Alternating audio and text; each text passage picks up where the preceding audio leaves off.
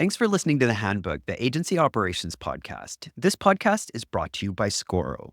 If you're a regular listener, you know that I love talking about business maturity levels. Level 1 is where you're just making things up as you go. Level 2 is where you have pockets of best practice in your agency. The real milestone is level 3. This is where you really grow up and centralize and codify your best practice and have best-in-class tools in place. And this is usually where agencies realize they need a consolidated tool to run their business, a platform like Scoro. From there, you can move on to level 4, where you become a data-driven organization. I saw the benefits moving to Scoro brought my agency. So where are you at? Is it time for you to move on to the next maturity level? Sign up for a free trial at Scoro.com. Or if you arrange a demo call, tell them Harv sent you. Now, back to the episode. I'm Harv Nagra. I'm an operations consultant, a former in-house agency operations director, and head of brand communications at Scoro. Welcome to The Handbook, the Agency Operations Podcast, a space where we talk to fellow experts and operations leaders about agency life, discussing the challenges keeping us up at night, as well as strategies that help make things run a little bit smoother.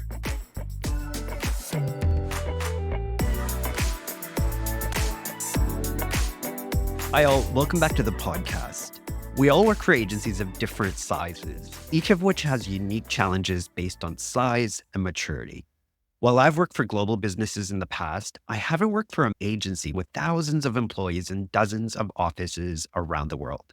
What would we learn from someone with that kind of experience that we could apply at our own organizations? Well, I've got someone on the podcast today with exactly that kind of experience, and she'll be telling us how she's taken what she has learned and applied it at her current agency, which is about 100 people. Our guest today is Jinny Mitchell-Kent. Jinny joined Great State, a digital product and service design agency, as COO 4 years ago, and today is in the role of Joint Managing Director.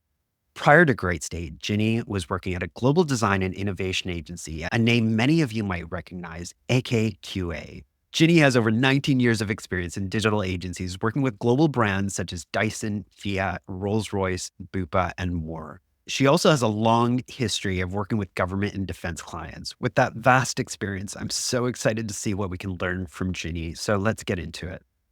Jinny, welcome to the podcast. Let's start with your agency background. In your case, you've gone from ops to a MD role, which is really interesting and I think could be really inspiring for some of our audience. Yeah, sure. So my experience is all in digital agencies. I started sort of straight out of university in project management. So I joined what was then E3 Media in Bristol as a production coordinator when the agency was around 30 people. And I guess my progression has been through account management and project management. Account management was the role that my production coordinator turned into, which was sort of hybrid projects and account management.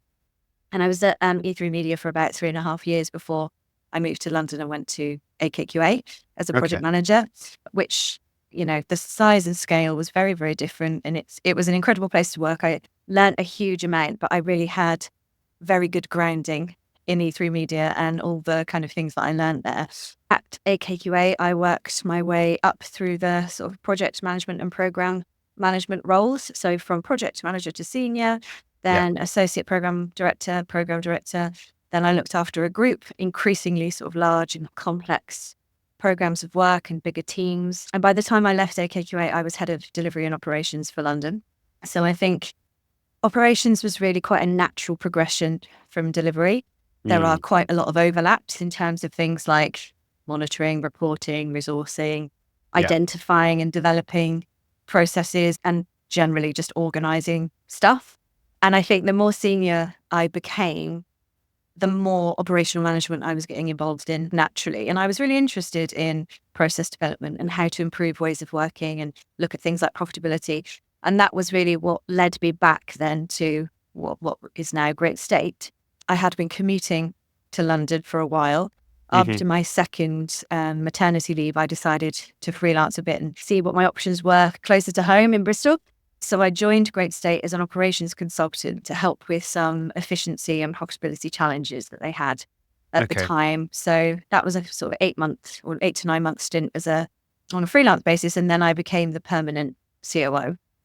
So that role was incredibly broad.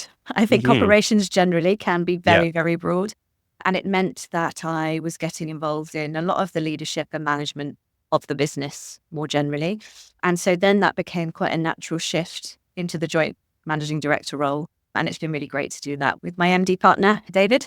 But yeah, it hasn't felt sort of this seismic shift, I suppose. It's been kind of quite organic. I love that whole story. But I do wonder, have your priorities and focus shifted from the COO to the MD or co-MD role? Yeah, it definitely has. Potentially, I was slightly naive in my thinking that this was just going to be, fairly simple change. Right.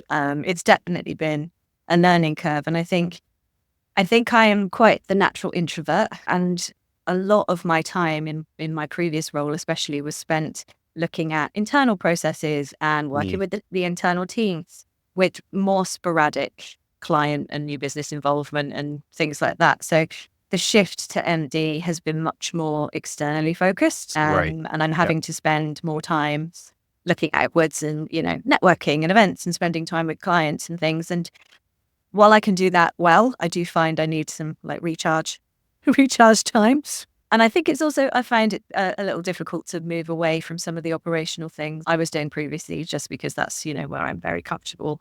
But our priorities really are more around the direction the business is going, focusing on making sure we have a really solid business plan with clear direction for the internal team, and then a clearer externally facing business proposition. So those things are what we're focusing on at the moment and things that are in development. It's quite interesting. A couple of the places that you've worked, there was AKQA, which is on a vastly different scale from Great State. Can you remind us what the size difference is between those two businesses? Yeah, sure. So when I joined AKQA London, it was around 350 people. And over time, it actually scaled up to around about 500. But it's also a global organization. So we had access to people across multiple countries as well. So there's actually thousands of people that work for AKQA as a whole. Whereas Great State is a UK-based independent agency of around about 70 perm staff and then between 20 and 30 freelancers at any one time. So kind of around this 100 mark most of the time. I think there's some great learnings to be had there in terms of what you learned at AKQA and how you've applied that and what we can learn from you, therefore, and take it to our own agency. So let's dig into that story a little bit more. Can you tell us kind of the changes that you saw over your time there as the agency grew? Yeah, sure. I mean, I was there quite a long time. So I think I saw a fair amount of change in leadership, in ways of working, in the clients that we had, in the types of work that we were doing. I was there between 2008 and 2018, or just the start of 2019. So much changed in the world in that time in terms of technology and stuff. There was a lot of things happening, which I guess probably influenced some of the changes that happened within the agency. But one change was, as we were growing, at one point, we split the business into some client groups that operated in slightly different ways. So sort of to operate a bit more as independent pods. Okay. Kind of that Google method of an agency within an agency sort of idea. I think the idea was ultimately to give some more autonomy to the separate groups and to help with scaling even further. And some of that was really positive, but it, I think, ultimately increased operational overheads too much. Because obviously lots of people doing things in different ways and we needed a little bit more consistency. So that did revert back after a while. Another one is probably about commercial changes over the years as the market sort of changed. There was a shift, I suppose, from having some nice big retainers and clear spend of work that we were going to be doing on a longer term to shift to a bit more of a competitive and challenging environment where budgets were a bit more project by project. And that's definitely continued in the market over recent years. And I think that's not necessarily more challenging for a bigger business. Big and small, it's challenging. I think it comes down to, how well you can build your client relationships and work closely with them and get as much visibility of the work that they're wanting to do and help them to do that so that it's a bit more stable for you as the agency as well. Absolutely.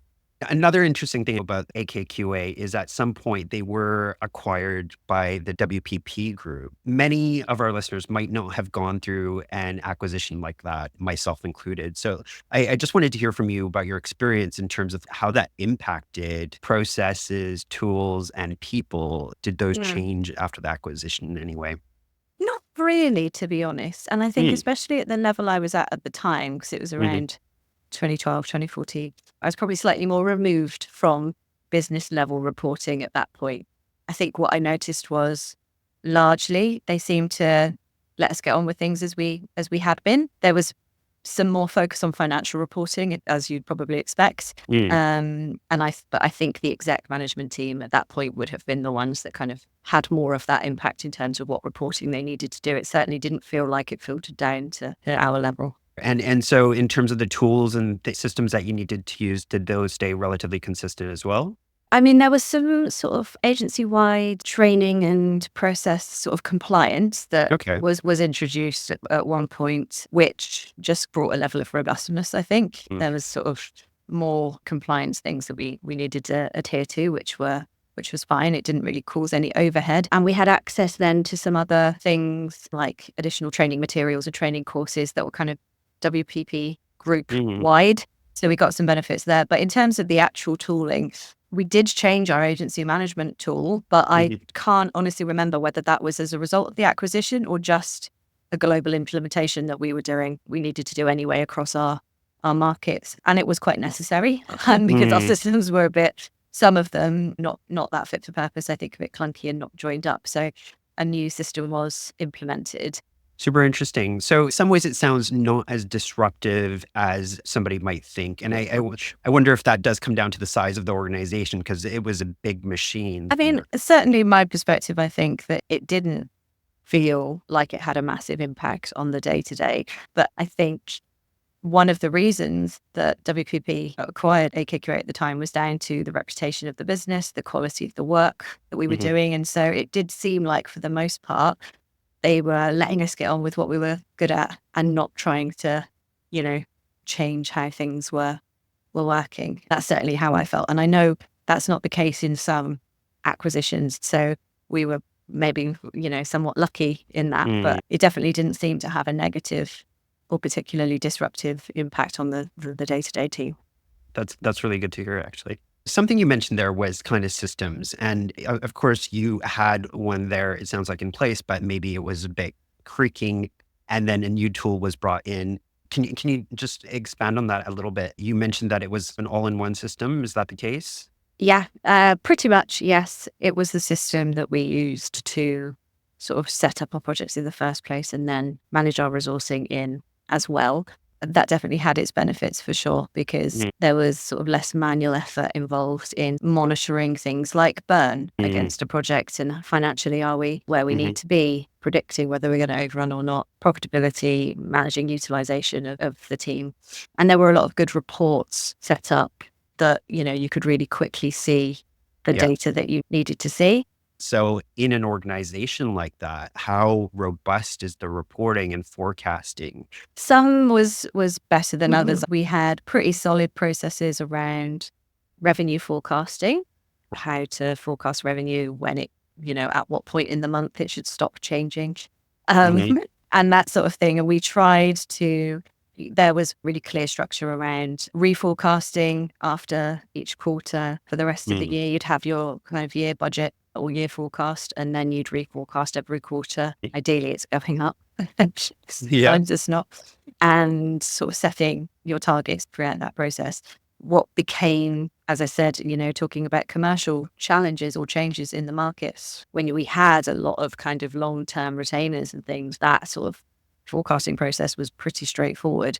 Once you get into the realms of not knowing when that revenue is coming from and having to kind of fight a lot harder for it, that just becomes a harder process. But having that rigor around it, so you're very clear on how we're doing it and when we're doing it, meant that, it was just difficult to know quite how solid the numbers were. You were going through the right processes.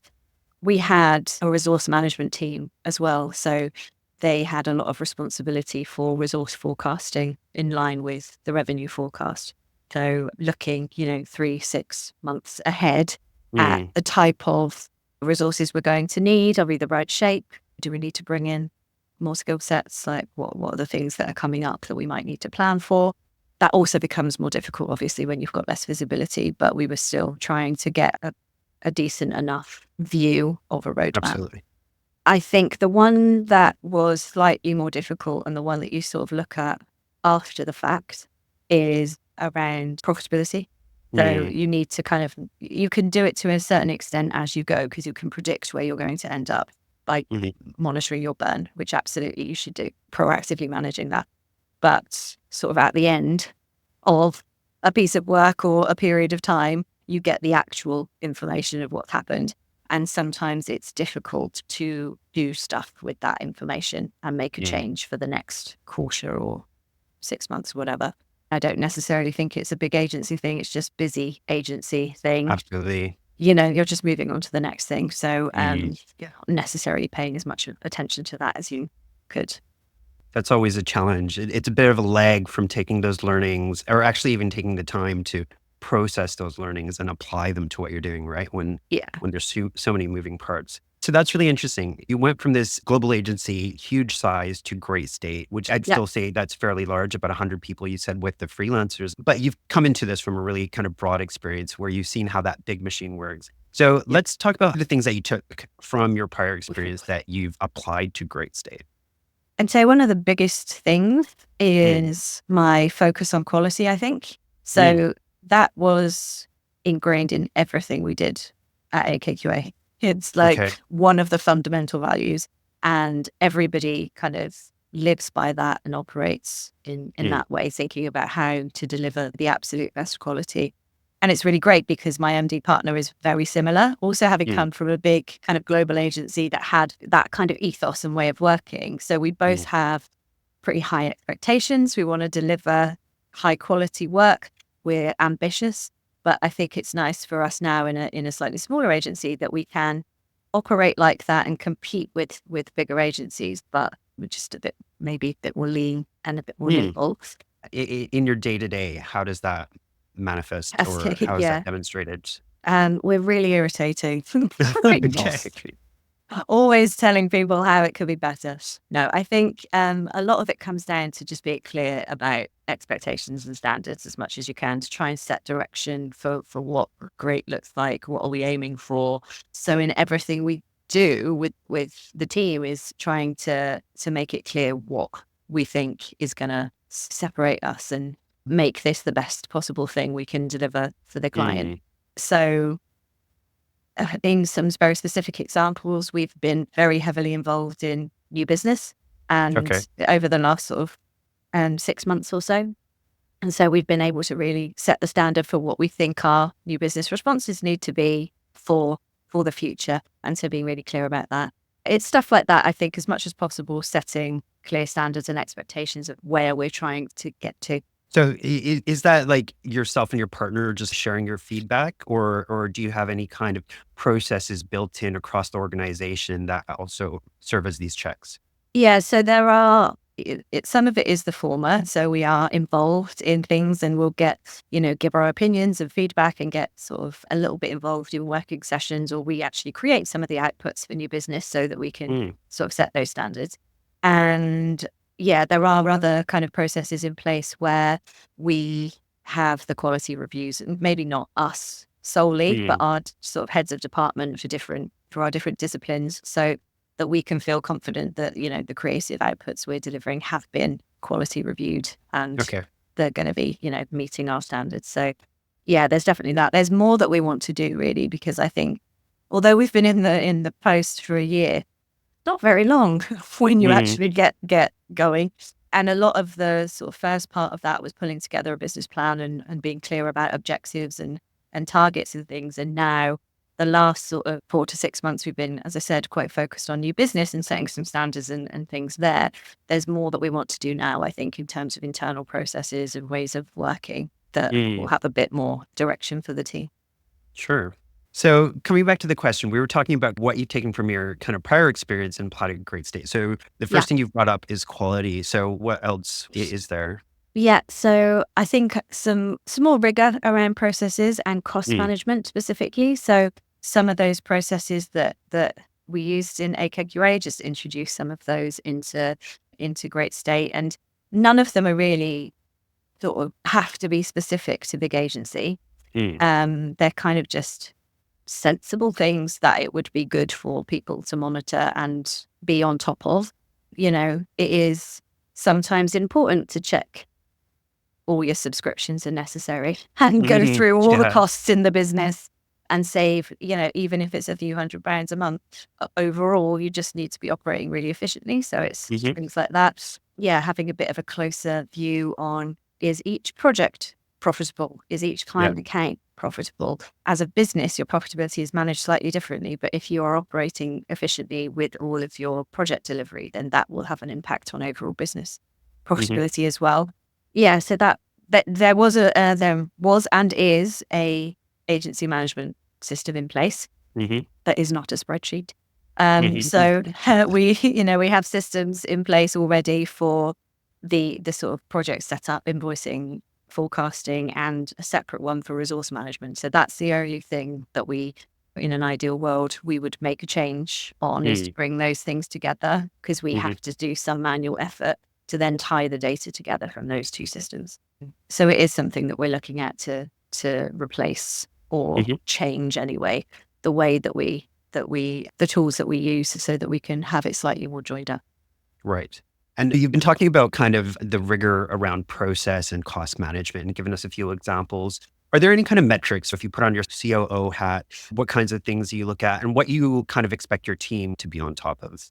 Yeah. So I guess from a delivery and client services perspective, delivery are slightly more responsible for profitability. Client services a bit more for revenue and hitting revenue targets, but they are very closely aligned. You don't want loads of unprofitable revenue. And so those two teams working very closely together and sort of monitoring and managing those two things together is very important. So they need to be on top of burn reporting and risk management and those sorts of things. I think it's really important for both of those teams also to care about the impact of what we're delivering. So that comes down to KPIs and success metrics around the actual work. And so making sure that we have those things set at the start of a project so that we can come back and look at whether this project actually was successful and we delivered good outcomes for our clients. From an operational perspective, we will review and monitor utilization. So that is one that you can only really look at after the fact, but then trying to use that information to improve things in the future. So looking at how much time we're spending on internal work or unbilled work and why, and is it valuable use of time? Right. What more could we be doing? Is it progressing us in some way, or is it just spending too long on admin or whatever? So we have people who will kind of delve into that a little bit more and try and improve that.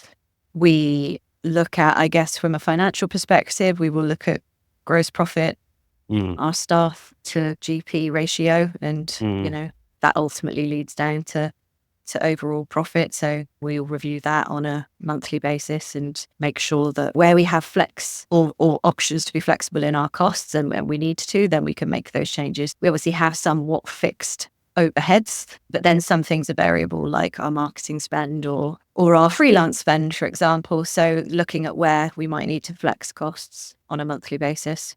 But then I'll be looking at, the quarter ahead, rolling quarter, the next half of the year. We're just doing H2 forecasting planning, or just finishing it now, so that we can have a good view of where we're going to end up at the end of the financial year. Excellent. That's really useful for us to know and kind of benchmark ourselves against. So those are two examples. I'm wondering if there's another one or... No, yeah, I have another one. I implemented something called the Great Women's Network. It's similar to something I did at AKQA. So this was around the time of International Women's Day, maybe 3 years ago. And we didn't want to do a kind of, here's a social post of our women who are great, obviously, but we wanted to do something that felt a little bit more fundamental to us as a business and something that would live on. So we set up this network, which basically is a forum for the women in the agency to come together to talk about experiences, to try and sort of grow and develop. So we bring in external speakers or go to, events or do some specific training or sort of webinars, seminars around women in tech or what have you. And I had done a similar thing at AKQA and started this kind of program of activities, but it was kind of towards the end of my time there before I went on maternity leave again. But I think diversity and inclusion, and specifically gender equality in the industry, has always been really important to me throughout my career. I think I didn't really notice so much when I was younger and in my first agency in Bristol. And then it sort of became something I became aware of over my career, and just being in rooms with men all the time. It was great, I think, once I was in a position to maybe influence things a bit more and create those kinds of environments and forums for the women in the companies. That's been something I'm really kind of keen to do and proud to do. And David, the other MD as well, is really passionate about diversity and inclusion and, creating a really positive and inclusive environment. So we have been able to implement some new policies in the business. We've implemented a menstruation and menopause policy, and, we have quite a lot of options around flexible working and things like that. So yeah, it's really great to be able to work with somebody who also shares that passion. Absolutely. So that we can create a really balanced environment. It's been really good. That's excellent. And a huge boost to your company culture, I'm sure, but also great for employer branding and very inspiring. Yeah. So those are some really great examples. So we're going to continue talking about Great State. And from that kind of operational perspective, I want to hear from you about what things that you do really well, again, that hopefully we can be inspired by and apply at our own places of work. So tell us about Great State and one of those things that's really great. Okay. I think one of the things we're really good at, and that people are often surprised by, I think, is the variety or the range of work that we do for the types and scale of clients that we have, given our size. We have some really notable clients and do everything really from strategy to very creative solutions to user research to large scale military level security type platform builds. And so our processes and structure have to be flexible enough, I guess, to respond to all of that at any one time, as well as being robust enough to meet the needs of good clients and brands of that sort of scale, which often you only really see possible in bigger agencies. So we have been in positions where we can compete with those bigger agencies, which is often surprising, I think, to people. And I think we found really good approaches to scaling as well. And we have to do that sometimes with SC cleared resources because of our client base. And we've built some really good relationships with recruitment partners and our other agencies to do that really well, because sometimes you have to do that really quickly. And you need to already have those relationships in place to be able to do that. We also have nearshore partners in place for our non-MOD clients. And that's been really instrumental in our approach to scaling at short notice as well. So some of that is just making sure you have the right processes in place to do that. Some of it is the relationships we're building with those partners. But I think we have been very good at that. Excellent. I want to go back to, we'll come back to nearshoring, which I think is really interesting as well. But I want to go back to that kind of comment you made first, which was around process and structure that's allowed you to kind of win these really impressive clients and compete with much larger organizations or agencies. So what have you done around your processes or structure to allow you to do that? If you can give us some examples of what you have in place at Great State that enables this kind of work. Yeah, sure. So we are structured in client groups. So we align clients to client partners and delivery leads. So they are responsible for looking after that group of accounts. And within that, then we will align discipline leads to specific client work so that they build up a certain amount of knowledge and understanding of the client, the technology that they use, their requirements and potential strategic objectives or whatever, so that you can maintain some level of consistency, but then you are sharing resources across those client groups. So it's not completely managed sort of separately. I think our processes are, we have a kind of delivery framework that we work to, which is founded in agile principles. Because we work with a lot of government clients, it also aligns very well to the government digital standards way of working. But it's also very flexible, very adaptable, as anyone who works in an agency knows. It's unlikely that every client is going to work in the same way. So you have to build your frameworks and your processes in a way that are able to be flexed and adapted. So, making sure our teams know what are the non-negotiable things that we have to do, like what are the business critical reporting things that we need, but then what can flex because a client needs to work in a slightly different way. So some of our government or MOD clients need different reporting, and we have to provide things in a different cadence, or they need more information than some of our, corporate clients might need. So there are things that we have to put in place for the specific client groups that don't exist in every area of the business. But it's just having the fundamentals there. You have enough kind of rigor and process and structure to be able to deliver well, but the knowledge of which things can be more flexible so that it adapts to the needs of that specific client. Great answer. Before we move on, I wanted to just touch on something. You've got these kind of client groups here. There was this earlier example you gave of these pods at AKQA that kind of failed, and they resulted in maybe, too much overhead or redundancy in terms of roles or things like that. So what's the difference? Why does it work at Great State, but it didn't work there? Yeah. So actually, when I first came back to Great State, they had also implemented a similar thing. And again, I think it didn't work for a different reason, or similar, but slightly different reason at Great States. Partly the problem when it was implemented here was that we're a bit too small to allocate specific resources only to one client group. So, there'd be this amazing technical architect that everyone wants, but they can't go and work on this other client because they're over here in this team. So that became very challenging alongside the operational overheads, which obviously when I came back in, I was like, that is probably going to be difficult for you guys because you're all doing things in different ways and we're too small to do that, I think. That's when we shifted it to client groups. So the difference in that is that there is much more flex and movement in the rest of the resources. So instead of each one operating almost like an agency within an agency and having to keep all of those people busy all of the time, generally client services and delivery stay fixed in those teams. And then you might have, say that we have a group with 4 accounts in it. The technical lead might only work on 2 of those accounts and then another one in a different group. I see. Based on their expertise, their technical experience, whatever it might be. So it just allows some variety, but it also just allows that flexibility that, one team is not having to sort of keep a set number of people busy all the time. It allows you to just adapt and scale up and down as you need to. That makes sense. It sounds like resourcing is just much more stable as a result of that, just because you can share that resource and it doesn't become kind of locked in. There's certainly less of an overhead associated with, or just not. It also just minimizes wasted time because if you're like, I need to keep this person busy, but I've got no billable work for them, what can I get them to do? It makes people become a little bit kind of territorial and protective about stuff when actually this project over here could really benefit from their free time right now.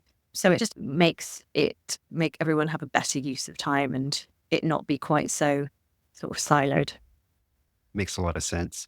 That leads nicely into that other example you gave about nearshoring, which is something that you do really well at Great State. So tell us about that. How does that work? Yeah, so we've worked with a couple over the time that I've been here, and it's been for various different things. And generally, it just provides us some really good scaling options quickly. I would say the majority of the time we use it for development resource, just to scale up bigger teams more quickly. And the company that we generally work with are very responsive. They're very flexible, move people around their side and provide us lots of different options. And they have similar skill sets to ours in terms of the technologies we use, but also offer some other things that we don't have in-house or don't do so much of in-house, because you can't as much as we aim to be, technology agnostic, there are some platforms that you just can't build up that much knowledge in-house across all of them at our sort of size. So it allows us to sort of bring in additional skill sets when we need to. Yeah. This is a little bit like a nearshore recruiter, except they do I actually see. work for the company that we partner with. It gives us basically access to thousands of developers in lots of different skill sets and some other resources now that they are starting to introduce. So some sort of more UX production, some project management, although we have a very large project management team, so we don't need to do that currently. But yeah, they're starting to sort of bring in other roles, but we've predominantly used it for development. Okay. Really, really useful. Thank you for that. We're coming to kind of the end of our conversation. So, Jinny, where can people go and learn more about you and Great State? Cool. Okay. So we're in the process of redeveloping our website right now. So that's going live at the end of November. So that would be Nice. a good place to find out about us as a business. We're quite active on LinkedIn and Instagram. So that's quite a good starting point. Okay. We often run sort of webinars and events and things that we share on LinkedIn. We have some blogs that talk about me specifically. Okay. More things, if anybody actually cares about that. But yeah, that's probably a good start. Excellent. We'll put a link to that in our episode notes. And I just want to thank you before we go once again for joining us today. I think you've given us some really nice examples of what works well. And I think a credit to yourself and Great State about setting a benchmark in terms of what we should be aspiring for. So I really appreciate that. Oh, well, thank you very much. That's high praise. It was lovely to talk to you. Thank you so much. All right. Thanks. I found that really interesting. Firstly, hearing about the workings of such a large agency. I was also a bit surprised that the acquisition by WPP didn't have more of a dramatic impact at AKQA. But like we said in the conversation, that may have been due to the size of the business being a force in itself. Given her experience, the former COO title, and that she's currently joint MD, what I'm not surprised by is how impressive an organization Jinny seems to be running now. It definitely sounds like the processes, systems, and controls they have in place are at least what I would call level 4 in terms of business maturity, meaning they're data-driven. But if I was really able to take a closer look at their offer and client experience, it's quite possible they're at a level 5, which is where they're really able to lean into innovation. It's difficult and rare to get to either of those stages. So hats off to Jinny and the team at Great State. Now, if you have any feedback on the show or have any topic you'd like us to cover, send me a DM on LinkedIn. And if you're enjoying the conversations we have on the podcast and think they're valuable, please share the podcast with your agency friends or help me get the word out even further and post about the show or an episode you loved on LinkedIn saying what you loved about it. I'll be back here with the next episode soon. Thank you so much for listening. This podcast is brought to you by Scoro, a platform designed for agencies and consultancies, which allows you to manage your projects, finances, and resources, all from one system.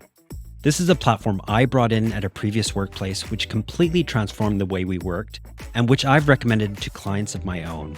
You can sign up for a free trial on Scoro.com. That's SCORO.com. Or reach out to me, Harv Nagra, on LinkedIn if you'd like to hear about some of my experiences.